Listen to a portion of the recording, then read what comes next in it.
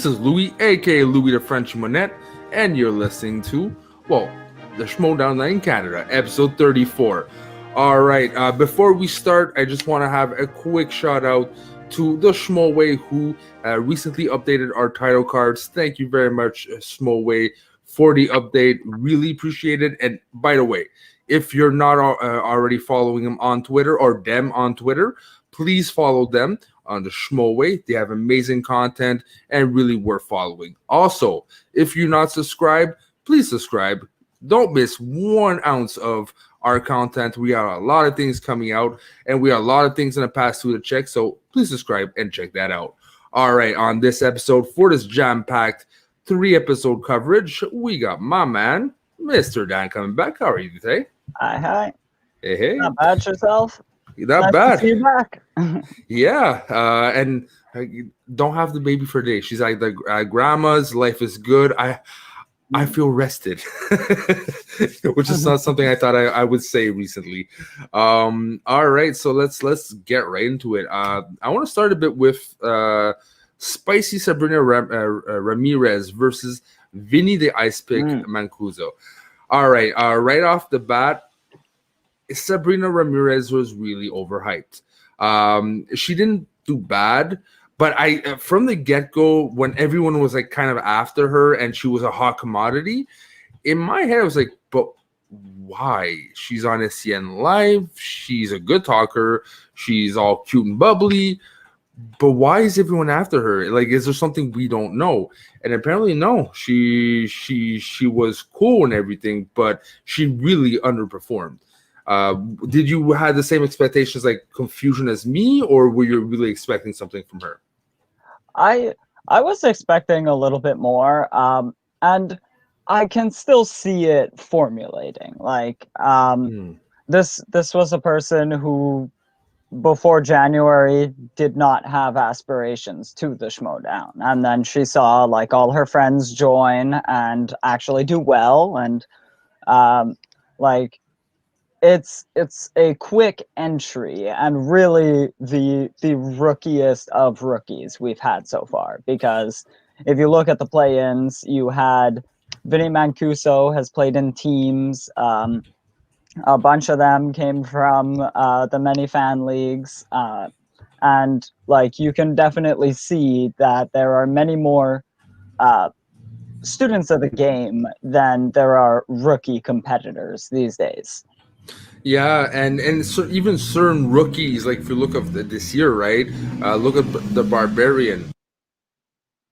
Look at the Barbarian. He was a rookie, but he was good off the bat. There's something, really impressive, and he seemed to really know the game right off the bat, right? So you can be still both. Sabrina seemed to understand the game, but didn't seem really how to be able to manage her nerves right out the get-go, because you can see in round one she was shaky and never really got off the nerves. Right now, Mancuso, it was his first singles. I liked what I saw. There's something, he had his whole punk attire, right? He kind of fit the dungeon. His attitude, he has a character already, right? That I don't give a shit. I'm here to play, squash on to the next, with some attitude. And it worked for me. He didn't do the best performance, but for his first singles, you could have fooled me. If I wouldn't have seen his record, I would have thought he probably played before a couple times in the singles. The way he carried himself. What do you think? I mean, there's another match we're going to get into of a player playing their first singles match and doing very, very well. But even this one, it was to a lesser degree, but he navigated his way through a very tough round 2 category, and I mean, he got every question right despite having to go to multiple choice. Like, for your very first match and not getting a category you're used to, this was an impressive outing for his second match of all time, right? Exactly, and it's a fresher breath of air for the dungeon. The dungeon, they need maybe like look. Honestly, Mancuso, I don't think it's going to be to the end. Hey, you never know. Some people might thought the same thing for Ace, and look what he did, right? If he progresses every time and he evolves, the dungeon really needs that kind of player. Mm-hmm. But any points is good points right now for them. And I'm sure that Kaiser was smiling somewhere. Talking about Kaiser, apparently they have his bastard cousin Adam Kaiser. What'd you think about that character? Let's say.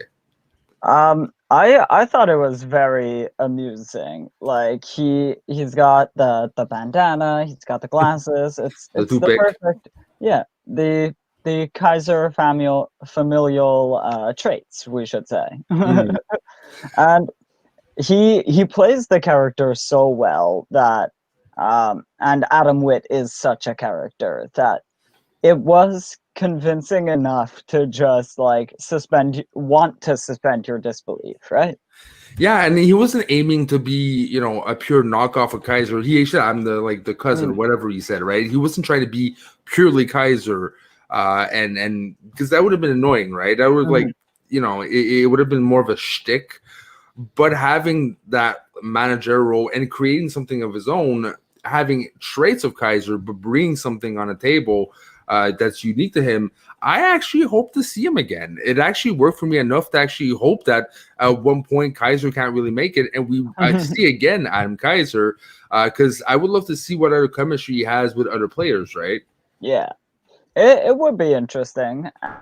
And you mentioned like not being quite a like gimmick of Kaiser, and you see that in I can't remember what the word was, but he makes up like a synonym for Dicky Doo at one point, and I lost it.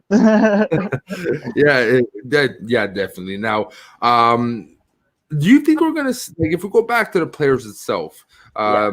Because again, there's not much to talk about like the specific match wise, except for the fact that Mancuso looked good, but he wasn't that dominant, and Sabrina like never really got herself out of the hole for round one. Mhm.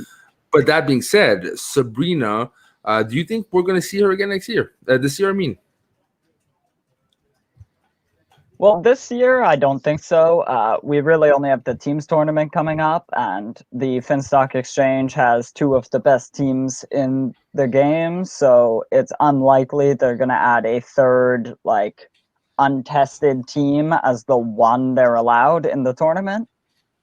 So, I think this was one and done for Sabrina, but I think she could come back next year with some more general movie knowledge, and she clearly has strengths. Like you could definitely see the confidence in the round two of like she was aiming for something.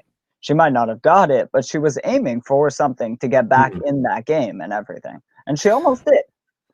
But that's the problem. If you're that kind of player, like today's day and age, that's good for maybe round one. If you're lucky, round two. But to be really a contributing factor to a faction, you cannot just rely and I hope I get that slice out of like 10 because one out of I don't know how many times you're not going to perform properly if you just specialize and hope to get, and if not, I hope I get at least half of their categories. That's what it kind of felt like. But in your first season in the singles league, you are spinning for those one or two categories on the wheel because you obviously need a general movie knowledge so you can answer round one questions. But the round two starts to get a little bit more, especially when you're first coming in. It's specialized, and then you work from there. You need a core strength in order to build a round wheelhouse, kind of. Yeah, no, for sure. Like you do, but at the same time, you get the super players right off the bat. Like again, I'll re-reference, Barbarian. He's a good generalist and he has strong capacity, like categories. That being said, there was not that much of a learning curve. He was such a beast right off the bat that he kind of like separates himself from the pack. Now, not every player can be like that. And not every player should be like that because if not, you don't have a balance. You don't have like the wild berries. And yes, Dave, I said wild berries. You should be happy. You gotta have some real mad at me. but yeah, you can't always have like those really top players. but the way everyone was after her, you would have thought she was been right. She was, and it was a fizzle. Now, do I think maybe if she goes forward in next season, should she change factions, maybe the suit, maybe herself? Yes. Who do I see? I actually see her with you'll be happy with corruption. I find she fits a lot more corruption than a Finstock, in my personal opinion. I was thinking Roxy. Oh, okay. Yeah. Okay. Well, And, your brain's I mean, on corruption. I'm yeah. surprised. I mean, who's like a spicier manager than Roxy, which should lead us pretty well into the next match. Because, whew. Oh yeah. All right. If you don't mind, I'll start on this one too. I'll let you start on the other one, but go right ahead. It is rare I'm gonna say this. I actually agree with Roxy. This is like he's gifted something, right? Paramo is an interesting player. He's he's a Cinderella story. He was a spectator to player. Like who would not love to be in that situation? But for him to win the way he did against Voivoda, which he's a bit of an unproven commodity. He's very knowledgeable, but he has the slips. He takes it seriously this year. It shows. But Paramo, for having spinner's choice and then opponent's choice, everything was for him, right? And he barely won. It was more of Voivoda that lost and not Paramo that win. So for me, I have to agree with Roxy that it was gifted situation, and Paramo got lucky. And I don't think he's up to par right now to compete with other people. He just got lucky. I will actually have to disagree with you and Roxy at the moment. Okay. I mean, the match results do speak for themselves. He did barely win, but she was talking about him being a charity case way before the match even started. And you know who else is a charity case? Roxy Stryer. She was just given the odd couple in Anarchy, and they happened to be a good team. She was gifted 2 good players. And even more than Roxy, everyone in the Schmoedown was brought in from knowing somebody in the Schmoedown. There were a couple fan league contestants who have got in on like game tape, like your Robert Parkers, your Chance Ellisons, your Paulo Yamas, but everyone else is a friend of a friend. Jader Paramo at least has the benefit of having won a game in Orlando to be even allowed his first match in the Schmoedown, much like Andrew DiMolanta, who had to like audition and then play and then be given a match, and then he lost that match. No. Look, I'll give it to you. You're right on that, but at the same time, I understand her point. Like Paramo, the way he carries himself, his banter, you would think he's already a champ, right? Which again, I can't blame him to try to have that mentality, but he never really so far impressed me. Like from the very few times we saw, he was okay, but if you want, like, especially a struggling team, right, which the Burning Droogs, that really need all their heavy hitters to rise up. He didn't prove himself like a heavy hitter. He proved himself, like I said, Voivoda lost the match and not him winning the match. So you're not establishing any, any credibility in, like, you actually get really more than lucky, twice lucky, and you still like almost lose. For me, yeah, he is slightly of a charity case. Willis, now this is why I'm interested in Paramo still, though. I can't wait to see how he reacts to this, because I think it shows at the end of the match he was not happy with himself. Now, will it do like an Ace Barbero thing that, this clicks, like, he lost his match. That's a big difference.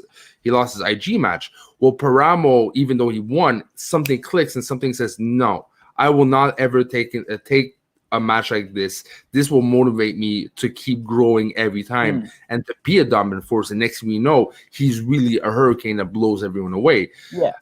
It's the next match I'm going to really see if it's a charity case or not, because that's what makes or breaks the great ones, right? When you're disappointing yourself, even in case he won, is he going to evolve or is he going to stay the same? Because if he stays the same, he's always going to be a round 5, round 6 draft, right? Mm. And you don't want to be that. And that's the thing, is like he might need that loss before that happens too. Like, obviously everybody who's in the league has an incredible movie knowledge and they know quite a few things, and like with the right questions any of them can hold their own in round one. They just, some people do and some people don't, and it's just about amount of movies you've seen. But some people need that loss to really get that like itch for playing, and he does look like he has that, to be fair. Like, He does. And is this situation also because we don't know how much Ken is involved, right? Let's see if mhm, he would have got like a Koi Jandrew, right? mhm, Or I don't know, a Finstock, or someone that he really has his proven methods and really tries to yeah, work with. Will it make a difference? I don't know. That being said, I'm not impressed. I'm mm, hoping to be impressed, and because he has an interesting character, he has an interesting, first of all, representation. We need freaking representation. mhm, It's good to have different types of players, and so I really want him to grow and inspire other people from other nationalities to be on this the sport, right? But he has to impress me a lot more, and he's probably gonna have to impress a lot more people before he actually does that. That being said, as much as he doesn't impress me, and I don't think he's going to be probably the best singles player, he definitely is a candidate for a team. He needs to mhm. be on a team because I think he has some weak points. You find the perfect match to counterbalance that. Holy crap! Yeah. And that's actually like, I'm convinced in his abilities as a player. Mm. I do not think he has a great shot in this tournament because it's very stacked and he's gonna run into a brick wall at some point, I think. Probably. And Oh, who's I he playing next I match? might have I might have had more I might have been more interested in his shots if he was still on the usual suspects. Yeah, and that's too, like, is that a testament? Like, I wonder how that trade came to be, right? Is it Mm, because of the connection he had with Sam? Is it, it wasn't there, or when they were doing the practices, he wasn't hitting as much as they were hoping in the mock mhm, trials, that it's like, hey, he's not going anywhere. Let's trade him away. And, Burnett takes anything right now, so might as well try with Burnett. And mhm, Burnett's like, yeah, bro, I'm with that guy. Okay, cool. Who's that guy mhm. again? Like, that's why I kind of hope it didn't go that way. But and going soon the other match, there's players, like it doesn't work in singles, or they had a hard time, and then they find the perfect fit with someone else, and it just not always goes to strides, but you can see some things about the bubble up to the Yeah. surface and really be spectacular. Before we go in the next thing, Jim, he seems to understand the game, but does he really have a future, or is one of those players that doesn't really take it seriously, and eventually the roster is going to have, like, next year is going to have so many super fans that there's no more room for that kind of player, or does he still have a shot? I think Vejvoda has another shot. Okay. Compared to any other times he's been playing, this year he has looked focused and really in it. And this match especially, it looks Mhm. like between his Inner Geekdom tournament and now, he has watched many Schmoedown matches. Mm. He's much more comfortable in this singles division where he can put his knowledge to its purpose. And I think this is his, like I was talking earlier about some players need that loss. I think this one might be it. Like, dropping out of the first round of a tournament where you had a pretty good matchup and you were studying and you were in it for the first time, that might be that, like, Ben Bateman fire lit under him. What I'm afraid is he's like Matt Ashley 2.0. Like he has a knowledge, but he never seems to actually break through. But okay, hold on to your horses. For once, I actually think someone's not done. I actually think that Jim actually has some more fire in him, and I think he definitely proved that he takes it a bit more seriously now. And I find that he goes well with Roxy. I'm not sure how well he would do with other people, but Roxy, when you give someone she likes and sure she puts her time, she really dedicates. And I think he kind of needs that kind of person that, takes him seriously, because other people might not take him seriously. He's like, again, Matt Ashley 2.0. And a lot of people are like, especially since his last appearance with his old challenge, his own win, it's like, the freak are you doing? Like he just need that kind of stigma, like, oh, that guy that never watched Schmoedown and doesn't take it seriously. So no, Roxy believes in this kid. This guy. He's older than me, for fuck's sakes. But she really believes in him, and it works. So will she re-sign him? I don't know. But I hope they continue pairing, because there's more to work on. All right. Now I could definitely see her picking him back up in the draft next year. It really depends. He hasn't won many matches, so you can't see many managers wanting to like poach him away. So you could let him drop a couple of rounds and then sneak him back onto your roster. You're familiar with him, and just pick up where the training left off, right?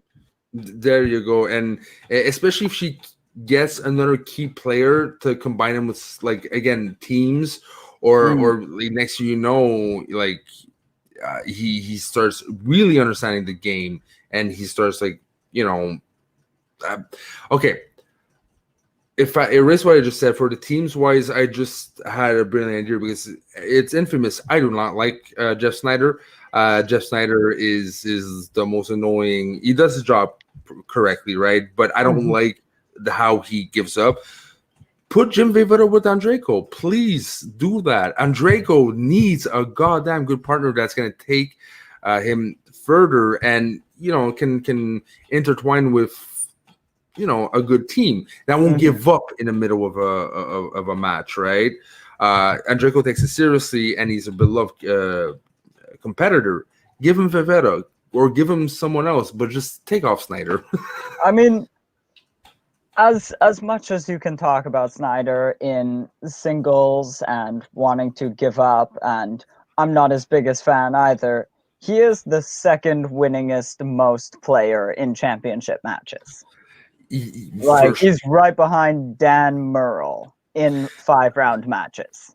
Yeah, and so was Denis Villeneuve in the 4 at one point, and then he went with Bar British Auto Racing and completely sucked, and then retired and opened a restaurant in downtown Montreal. And Jeff Snyder won 2 teams championships. Like, yeah, and that's the thing. Teams, right? It wasn't alone. He JT really. So there was something. Yes. Well, with Andrejko too. True, but it wasn't as impactful, and almost didn't feel like a fluke, but it didn't have the staying power, obviously, and it kind of like just never came back, right? And honestly, Andrejko deserves better. Snyder had his moments, right? And you combine him with Vejvoda or anyone else, Andrejko is really better off, personally. But hey, I'm the negative one of the group, apparently. I'd more quickly pair Snyder and Vejvoda. Really? Because Snyder knows how to play the Schmoedown. And Vejvoda, being a font of knowledge, it does work like that JTE that he had. And I mean, Jeff Snyder is a font of knowledge as well. He literally breaks all of the stories on movies. That's his job, is to know about who is in movies. He knows all the actors. True. It does help him a lot. And as a team's partner, his input is invaluable, no matter what you want to say about his singles career. It's definitely invaluable. Hey guys, he's not even playing. Why are we talking about him? Yes. Let's get to our match here. Is Brendan Meyer, the Oof. Quirky Mercs, versus Alonso Duralde, also of the Burning Droogs. Big week Wow. for the Droogs. Wow, what a match. This match was a lot of fun. I was expecting it to be a bit less close than it was, and it was exciting all the way through. This is exactly how I thought it was going to be. To be honest, Yeah. I'm pissed. I got Cyborg and Duralde in all my three of my fantasy leagues. I bet a lot on them. I had a feeling something was going to be special about them. And Duralde, there was a lot more to see to him. And he didn't win, but holy shit, did he perform? He really seems to have that spark now. You know what it would remind me of?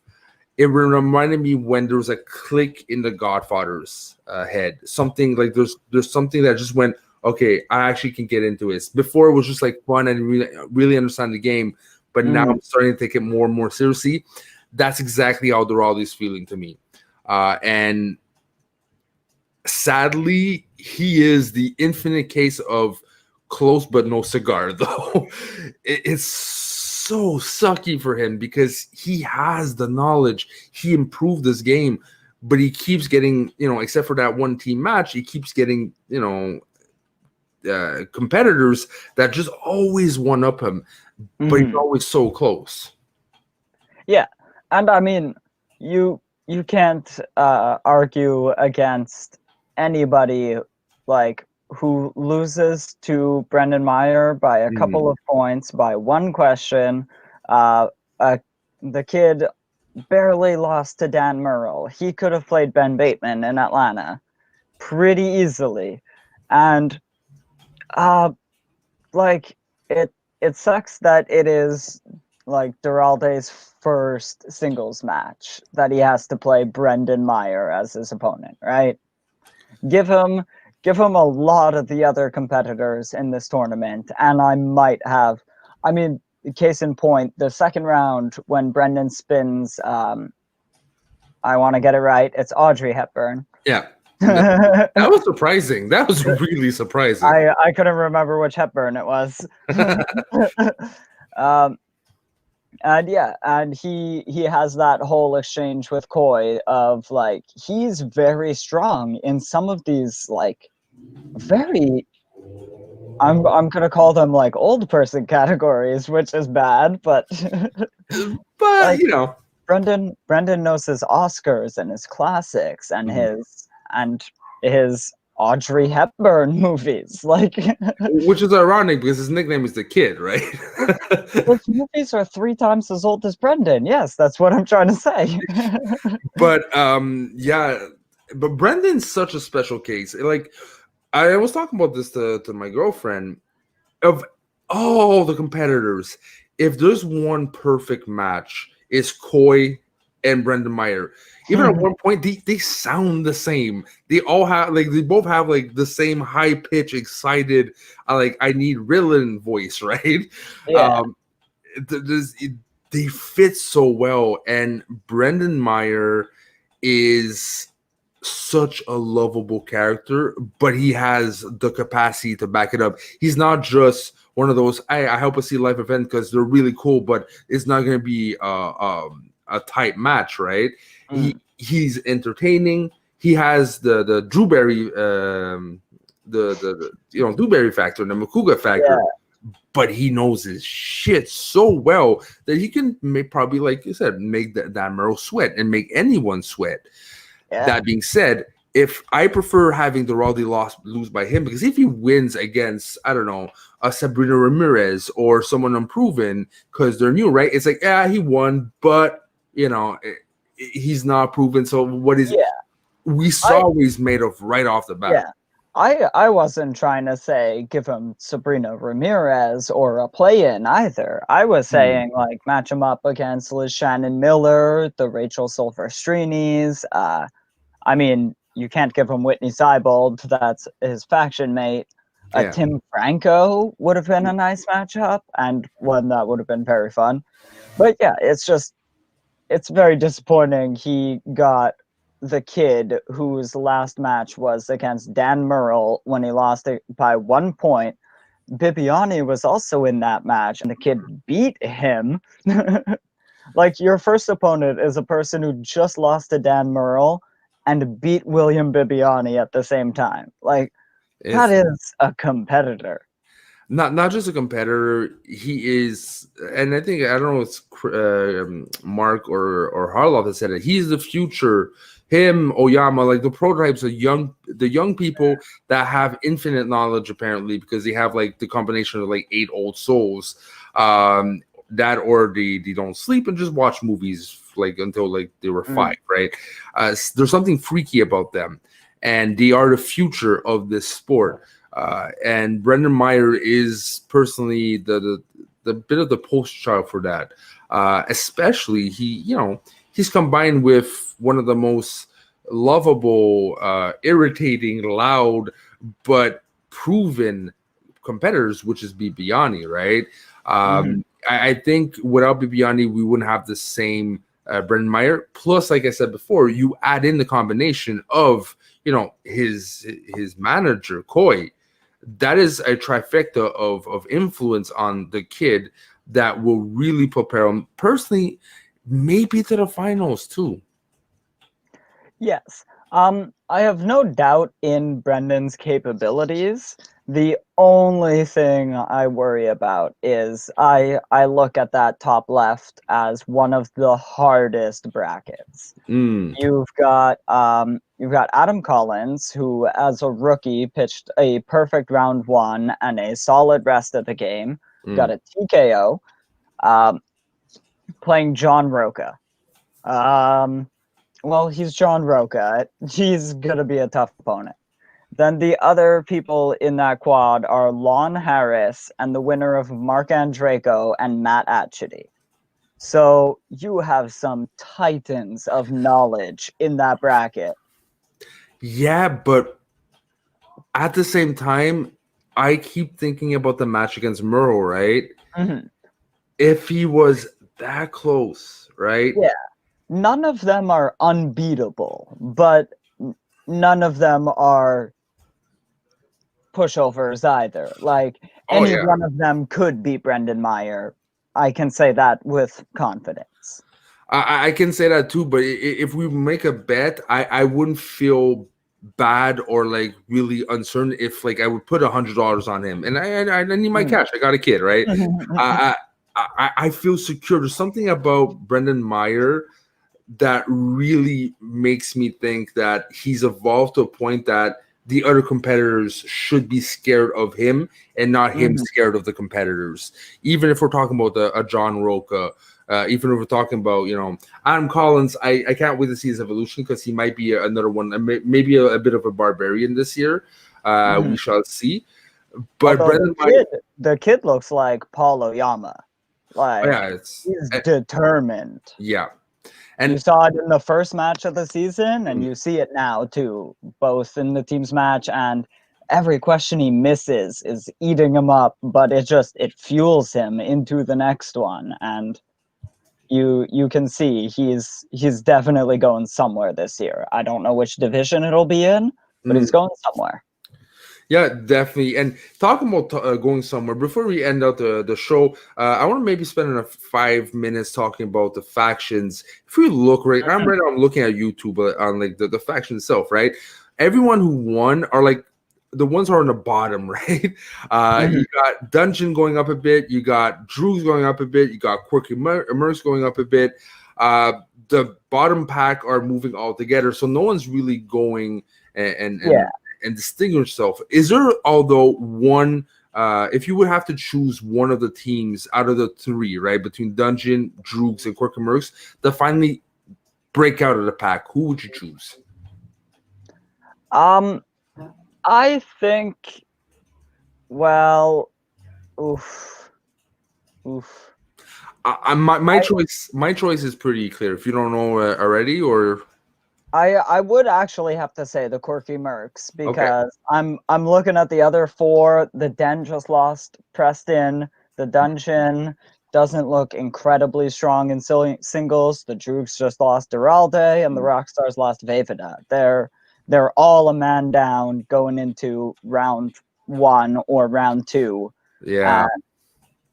It doesn't look great for them, but the Quirky Mercs still have Brendan and William Bibiani, who are expected to go pretty far and possibly face each other in the left side final and in the semifinal of the tournament. And that'll be very fun and sad.